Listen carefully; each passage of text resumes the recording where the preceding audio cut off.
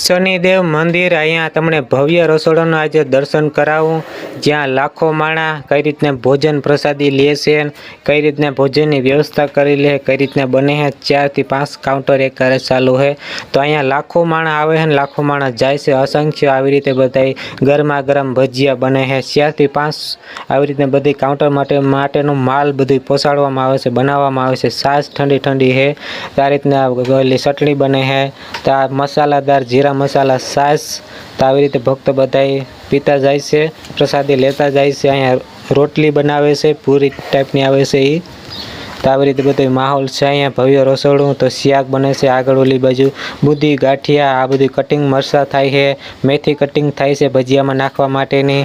તો આવી રીતે લાખો માણસનો આ જગ્યા પર રસોડું રંધાય છે. શનિદેવ મંદિર હાથલા શનિ જયંતિ નિમિત્તે અહીંયા અસંખ્ય માણસ અત્યારે જમી ચૂક્યું છે.